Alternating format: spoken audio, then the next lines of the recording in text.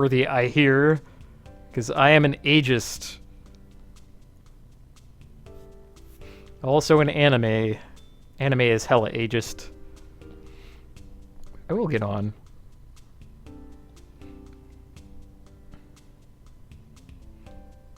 Go west, my son.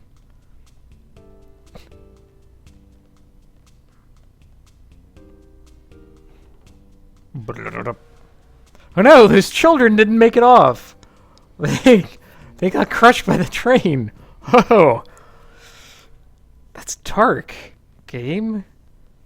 Man. Ah, I see I am on the MST3K. The train of love.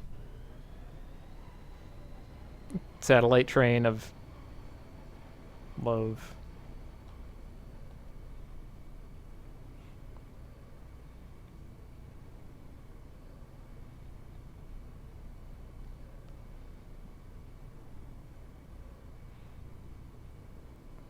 So, time for another train heist, right?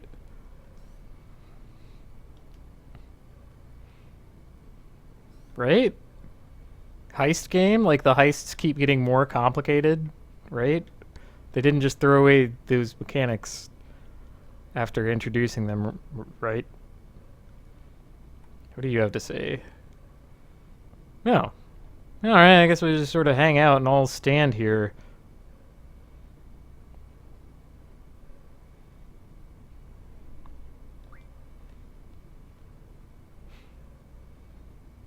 What am I going to say? Zana?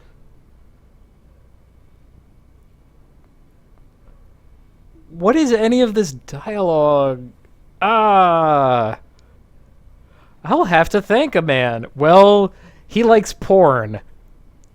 Thanks. I'll keep that in mind. Jeez.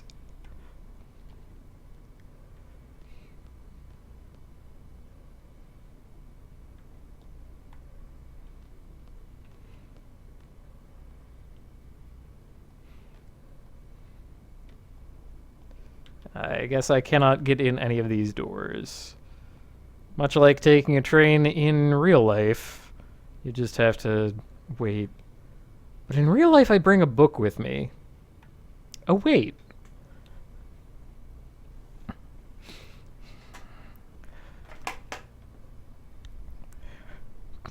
I'm an idiot. I have books with me here. Okay, where were we?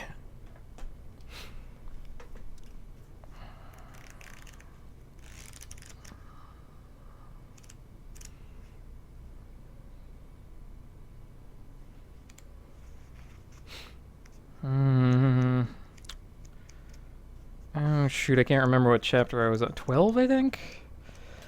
Let's see.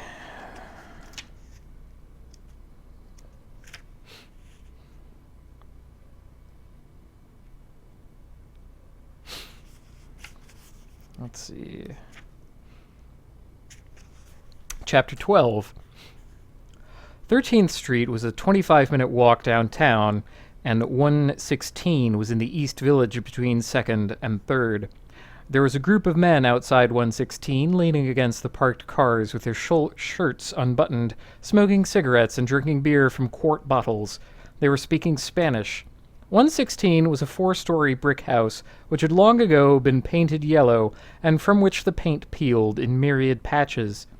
Next to it was a 6-story, 4-unit apartment building, newly done in light gray paint, with the door and window frames and the fire escapes and the railing along the front steps a bright red. The beer drinkers had a portable radio that played Spanish music very loudly. I went up the 4 steps to number 116 and rang the bell marked custodian. Nothing happened. I rang it again. One of the beer drinkers said, "Don't work, man. Who you want?" "I want the manager." "Inside, knock on the first door." "Thanks." In the entry was an empty bottle of Boone's Farm Apple wine and a sneaker without laces. The stairs led up against the left wall ahead of me.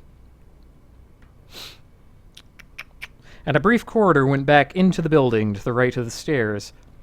I knocked on the first door, and a woman answered the first knock. She was tall and strongly built, olive skin and short black hair. A gray streak ran through her hair from the forehead back. She had on a man's white shirt and cut-off jeans. Her feet were bare, and her toenails were painted a dark plum color. She looked about 45. I said, "My name is Spencer. I'm a private detective from Boston, and I'm looking for a girl who lived here once about 8 years ago." She smiled, and her teeth were very white and even. "Come in," she said. The room was large and square, and a lot of light came in through the high windows that faced out onto the street. The walls and ceiling were white, and there were red drapes at the windows and a rug on the floor. In the middle of the room stood a big, square, thick-legged wooden table with a red linoleum top, a large bowl of fruit in the center, and a high-backed wooden chair at either end. She gestured toward one of the chairs. "Coffee?" she said. "Yes. Thank you." I sat at the table and looked about the room while she disappeared through a bead-curtained archway to make the coffee. Delicious. There's a red plush round-back Victorian sofa with mahogany arms in the front of the windows and an assortment of Velázquez prints on the wall. Oh! Oops, something has happened. Final Fantasy VIII got bored of me. Ooh. Sorry about that. An assortment of Velázquez prints on the wall. She came back in with a carafe of coffee and 2 white china mugs on a round red tray. "Cream or sugar?" I shook my head. She poured the coffee into the cups, gave me one, and sat down at the other end of the table. "The coffee is wonderful," I said. "I grind it myself," she said. "My name is Rose Estrada." "How can I help you?" There was a very small trace of another language in her speech. I took out the picture of Linda Rabb that I'd taken at her apartment. "This is a recent picture of a girl named Donna Burlington. In 1966, from August to November, she lived at this address. Can you tell me anything about her?" She thought aloud as she looked at the picture. 1966. My youngest would have been 10. Yes, I remember her, Donna Burlington. She came from somewhere in the Midwest. She seemed very young to be alone in New York, far from home. She was with a boy for a little while, but he didn't stay. What happened to her when she left you, do you know? No. No forwarding address? None. I remember she had no money and was behind in her rent, and I sent her down to the welfare people on 34th Street. And then one day she gave me all the back room rent in cash and moved out. Any idea where she got the money? I think she was hustling. Prostitute? She nodded. I can't be sure, but I know she was out often, and she brought men home often, and she used to spend time with a pimp named Violet. Is he still around? Oh, sure. People like Violet are around forever. Where do I find him? He's usually on 3rd Avenue, in front of the Casa Grande near 15th. What's his full name? She shrugged. Just Violet. She said, More coffee? Thank you. I held my cup out, and she poured from the carafe. Her hands were strong and clean, the fingernails the same plum color as her toenails, no rings. Outside, I could hear the portable radio playing and occasionally the voices of the men drinking beer. She was a very small, thin little girl, Rose Estrada said. Very scared. She didn't want to be here, but she didn't want to go home. She didn't know anything about makeup or clothes. She didn't know what to say to people. If she was turning tricks, it must have been very hard on her. I finished my coffee and stood. Thank you for the coffee and for the information, I said. Is she in trouble? No, I don't think so, I said. Nothing I can't get her out of. We shook hands and I left. The street seemed hot and noisy after Rose Estrada's apartment. I walked the half block to 3rd Avenue and turned uptown. At the corner of 14th Street, a man in a covert cloth overcoat was urinating against the brick wall of a vanity store. He was having trouble standing and lurched against the wall, holding his coat around him with one hand. Modesty, I thought. If you're going to whiz on a wall, do it with modesty. A few feet downstream, another man was lying on the sidewalk, knees bent, eyes closed. Drinking buddies. I looked at my watch. It was 2:30 in the afternoon. At the corner of 15th Street was a bar and a fake fieldstone front below a plate glass window. The entry to the left of the window was imitation oak. A small neon sign said Casa Grande, beer on draft. At the curb in front of the Casa Grande were a white Continental and a maroon Coup de Ville with a white vinyl roof. Leaning against the Coup de Ville was a man who'd seen too many Superfly movies.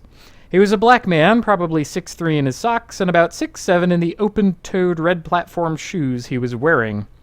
He was also wearing red and black argyle socks, black knickers, and a chainmail vest. A black Three Musketeers hat with an enormous red plume was tipped forward over his eyes. Subtle. All he lacked was a sign saying, "The pimp is in!" "Excuse me," I said. "I'm looking for Violet." The pimp looked down at me from on top of his shoes and said, "Why?" I was told he could give me information about a girl. "Someone's talking shit to you, man. I don't know nothing about no girl. You Violet?" He shrugged and looked down 3rd Avenue. "I'm looking for information about a girl named Donna Burlington," I said. The Lincoln started up, backed away from the curb, U-turned, and drove away. "You federal?" Violet said. "I ain't seen you around." "I'm not anything," I said. "Just a guy looking to buy some information." "Well, I hope you got a license for that piece on your right hip, then." Violet paid attention to detail. "Okay." I took a card from my breast pocket and gave it to him. "I'm a private cop from Boston, but I'm still buying information." "Boston!" Violet laughed. "Shit, what'd Donna do, steal some beans?" "No, she stole some teeny bopper clothes from a ladies' dress shop, and I think you're wearing some of them." Violet laughed again. "Hey man, you want to dress like one of your tight-ass honkies?" He slapped one hand down on the hood of the Cadillac and whooped with laughter. "Look at that little mother-loving Buster Brown suit. Shit." Tears were forming in his eyes. "Look, Violet," I said, "I didn't come down here to write a sonnet about your Easter bonnet. How about I buy you a beer and we talk a little?" "Yeah, why not, man?" He said something about buying information. We went into the Casa Grande and sat at the bar. There was a Mets game on television down in the bar. The bartender, a middle-aged man in a clean white shirt who looked like Gilbert Roland, came down and wiped the bar off in front of us. "What'll it be, gentlemen?" he asked, looking carefully at a spot between my head and Violet's. "2 drafts," I said.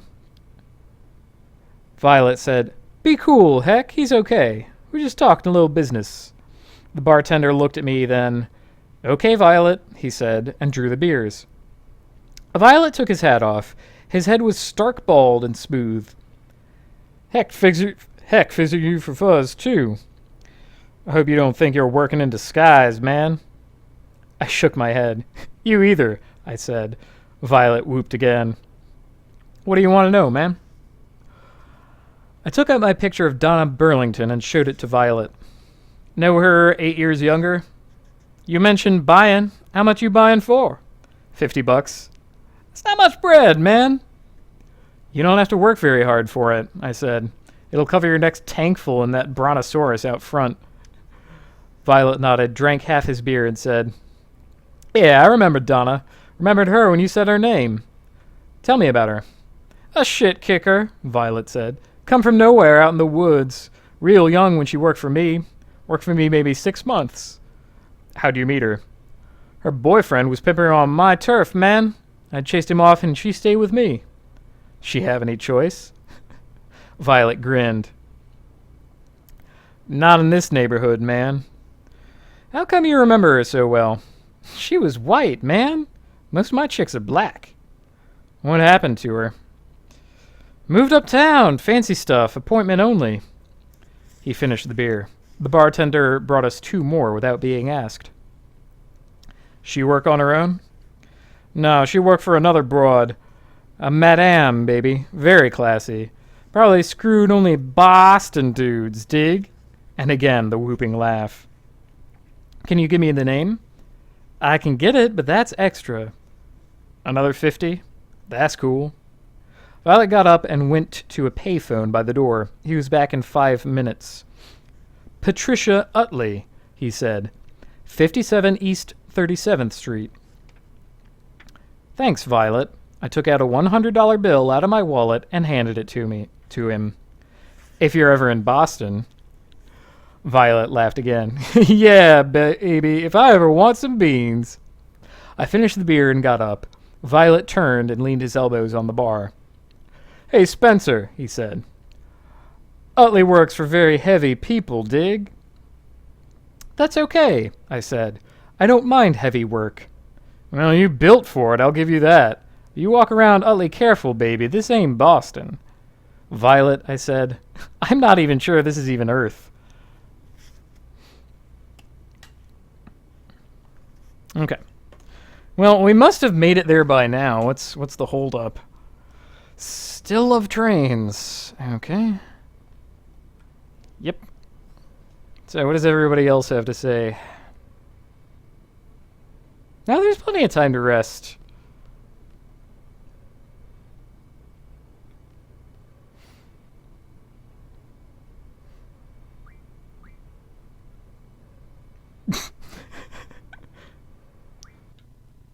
Oh, I have to leave Zell alone. Then, only then, do we make it. All right, great.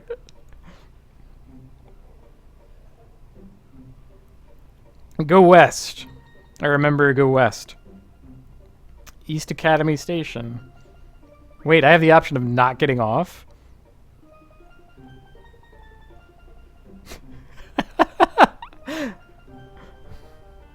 Dalit Station.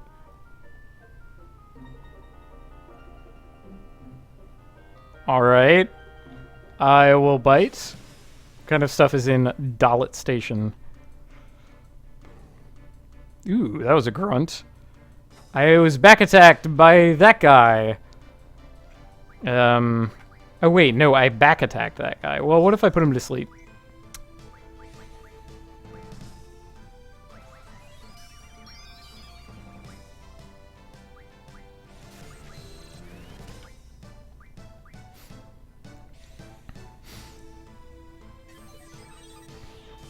Scanning him turns him around.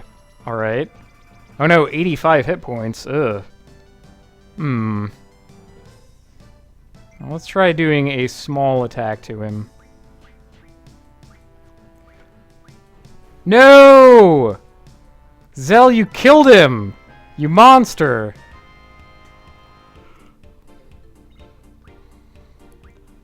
Okay, I guess that's okay. Ooh, hot coffee. Hold up. Oh, the train left. The train is afraid of monsters. Shoot. Who has hot coffee? Squeon? I'll bet it's Squeon.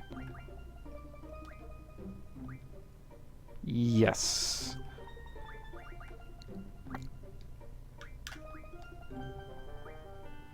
Okay, so he learned some magic. Boost. How about, yeah. Refining magic from an item sounds cool. Are you still learning? Yes, you are. Alright. Whoop. Man, my character is tiny, like in some kind of indie game. Oh, that's the same dude. I don't know if I can do little enough damage to, like, not kill these guys.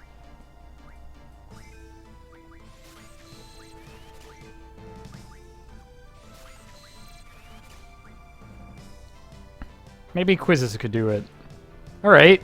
Yes. Good work, Quizzes.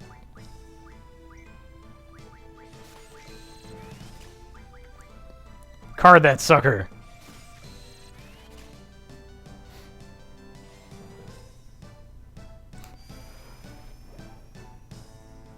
Oh. Wait, what if it's been, like, totally random this entire time?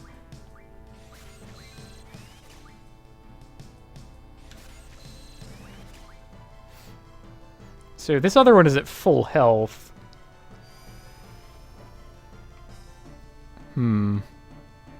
I choose to believe that you have to weaken the Pokemon style, but I don't know how to verify that without lengthy experimentation. Which I guess we have time for. Let's cast Cure.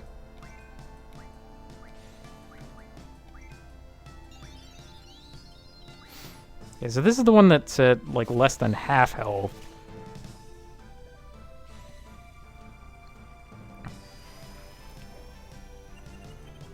Okay.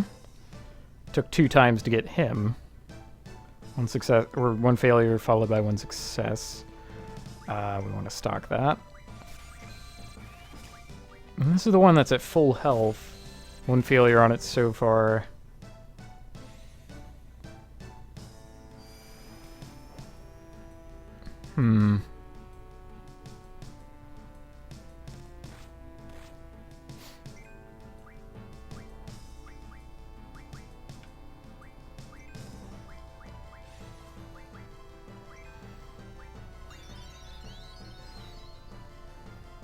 Like, if you could just card something out the gate, then that would make it, like, trivial to defeat.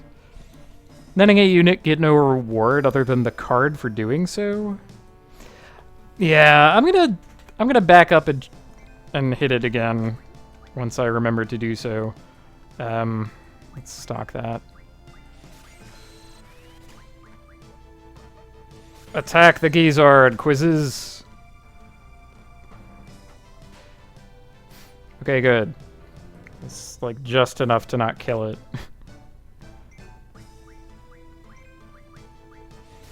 Ooh, no more space. Okay, good. Alright, get in the deck. Beautiful.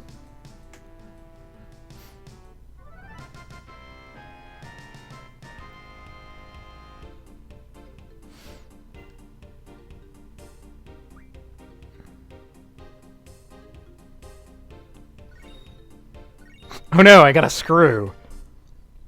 Oh, you guys want the music up? I can pump the music. Because we're gonna be hearing enough of it. Yep, that is a risky boost, but I will take it. So now you're in louder music land.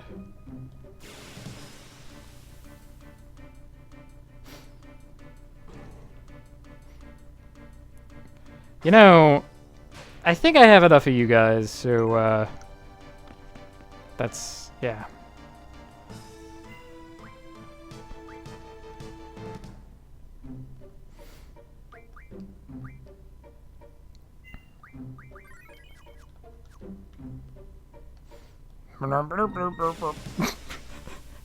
I found a forest. Hey! Mushrooms! I remember you guys from the dream.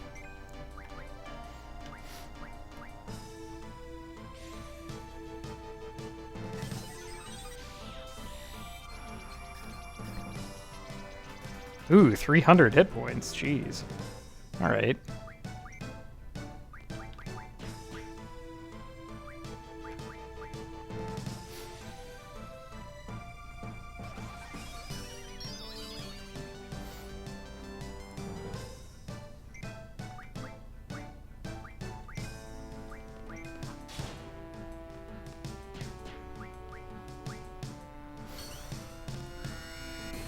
Whoa, he has beams? What the hell? It's like, yo, I got rays! Its enemies are awesome.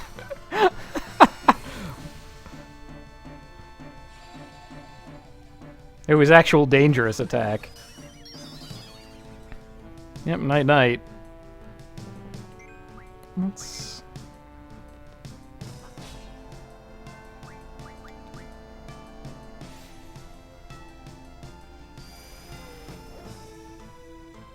The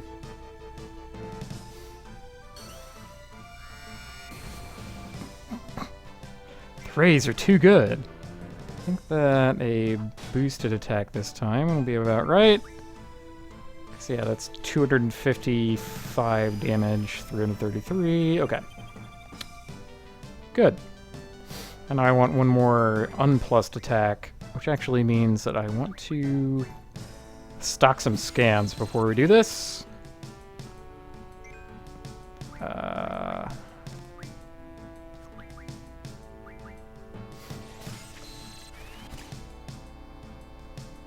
Wow, 8 scans. That's a powerful draw.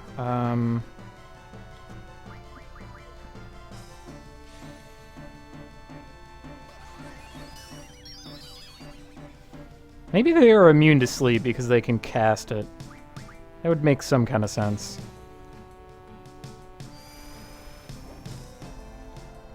Alright, let's bonk him one more time. Unplussed.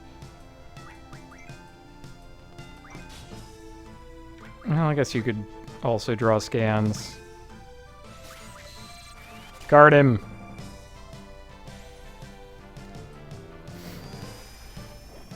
Yes! You're mine!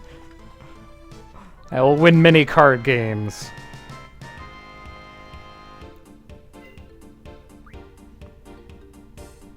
Huh. 3 app.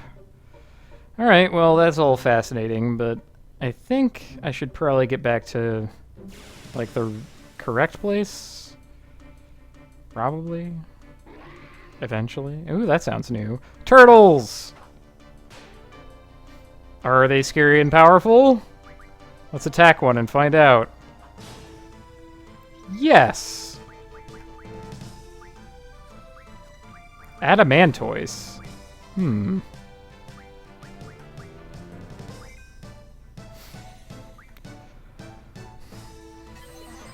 Alright. Adam Ant. Boys, what do you got? Owns rare items that make it worth the effort, eh? Holy crap! 1200, weak against lightning and rock. Well, lightning it is.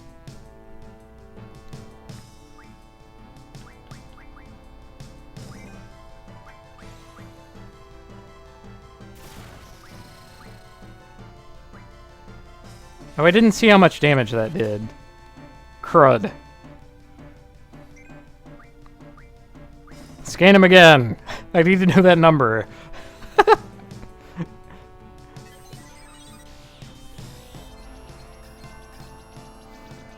Okay, I only did about 100 damage. Ugh. These guys are gonna be hard. Zaga Thunder.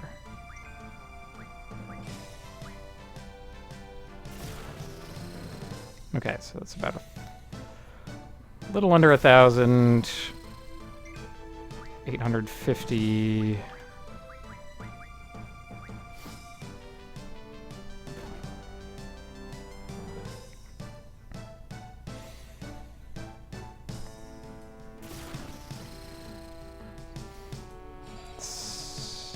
White Wind.